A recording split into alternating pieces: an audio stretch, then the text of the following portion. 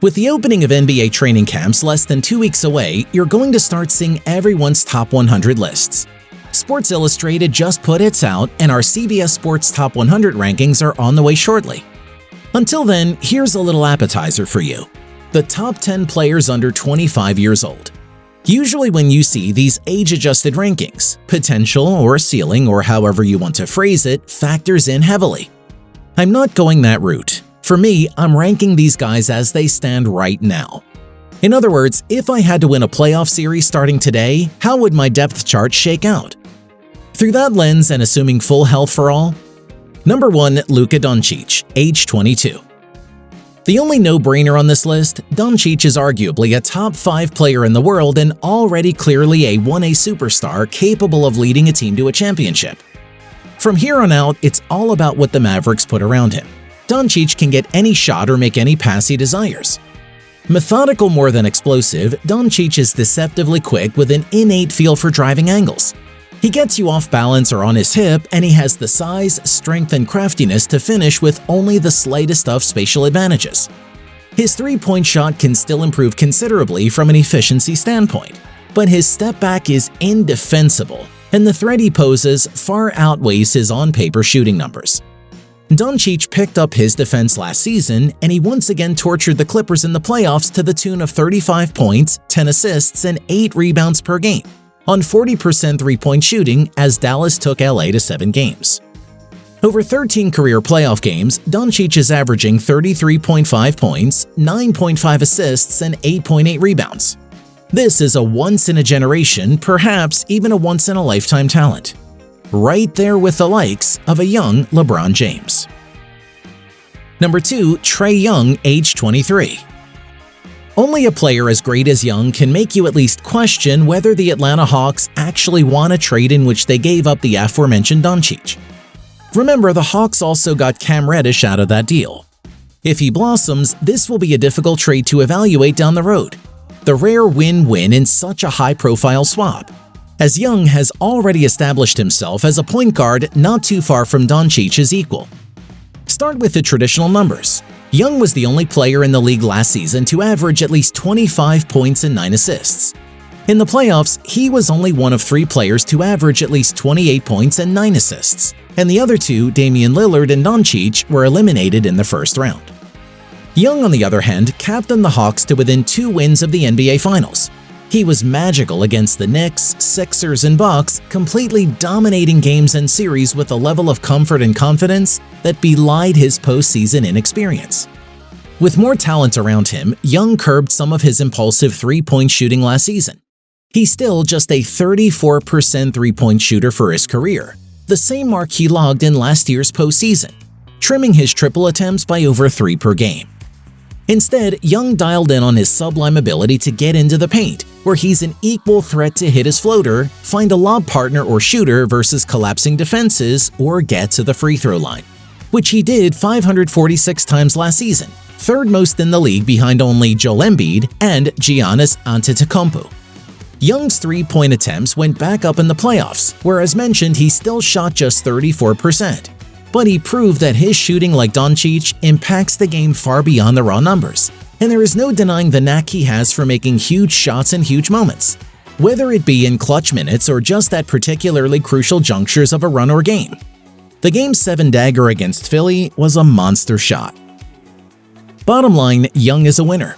His defense, at least with Atlanta's current parts supporting him, isn't nearly as detrimental as many presumed it would be in a playoff setting.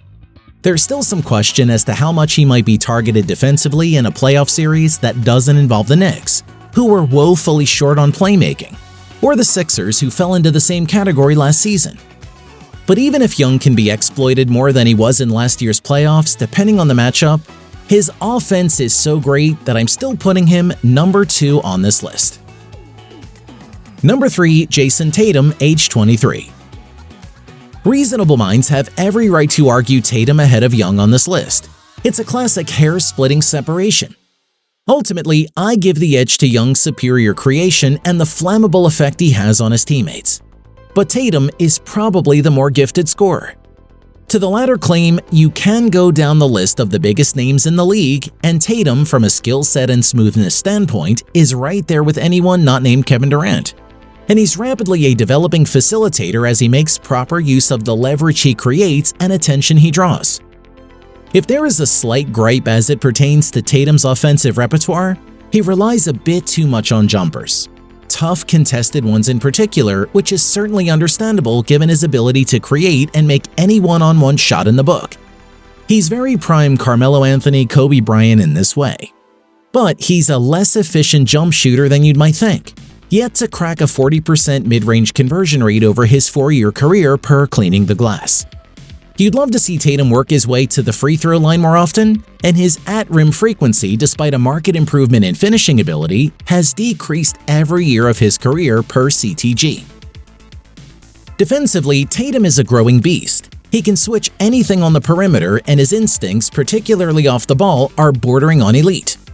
Tatum has proven to be a big stage performer, but as a number one option, Jaylen Brown's absence notwithstanding this past postseason, he has not yet proved he can carry a team to deep playoff success like Young, who in my opinion, for all of Tatum's tangible talent, simply has a larger dose of the it factor.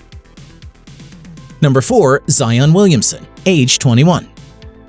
If I knew a team was designed specifically in support of Williamson, which is to say a team that is full of shooting with a stretch 5 who can preferably protect the rim, I would take Zion over Tatum and maybe over Young. Without that guarantee, I give Tatum the edge for defensive reasons and the three-point factor. But I don't like doing it. To me, Zion is a more dominant player than Tatum when both are operating at max levels, which is nearly a nightly occurrence for Williamson. He's virtually impossible to stop in the post. His footwork is tremendous for a man his size.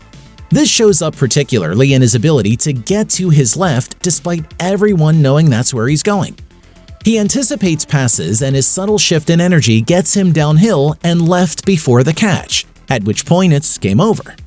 His offensive rebounding and putbacks off his own misses is man against boys stuff. It was well chronicled how Stan Van Gundy used Zion as an offensive initiator last season, and I would expect new Pelicans coach Willie Green to do more of the same. Zion's handle and change of direction make him equally dominant as a perimeter-based force, and there's so much room for growth. I know this particular list is based on the idea of having to win one playoff series today, but just think about Zion 2 or 3 years from now with a reliable jump shot and a defensive clue. It's the makings of the best player in the world at some point in his career. If Luka Doncic didn't exist, that is. Number 5. Jaylen Brown, age 24. Brown won't be eligible for this list as of October 25th when he'll turn 25, but until then he's worthy of a top 5 spot. Through the early part of last season, Brown was playing at an MVP level. He wound up as one of just 7 players to average at least 24 points, 6 rebounds, 3 assists, and 1 steal per game. Filter for a shooting percentage of at least 48, and the list gets trimmed to 5. Nikola Jokic, Giannis Antetokounmpo, Kawhi Leonard, LeBron James, and Brown. Not exactly bad company. Brown has gone from an athletic defender with offensive upside to a legit go-to scoring option and a 40% three-point shooter on high volume. That kind of two-way impact qualifies as elite, particularly through the lens of winning a playoff series tomorrow. 3 of the 4 postseason runs for which Brown has been active have ended in a conference finals berth for the Celtics. That is not a coincidence. For my money, Brown is a better player than the next guy on this list, Devin Booker. He might not be quite as good offensively, but he's a better three-point shooter and a vastly superior defender who has improved significantly every season he's been in the league. And that's all for today's video. We hope you enjoyed this upload. If you did, feel free to leave a like and subscribe to the channel for even more great content just like this. Thanks for watching. See you soon in another one.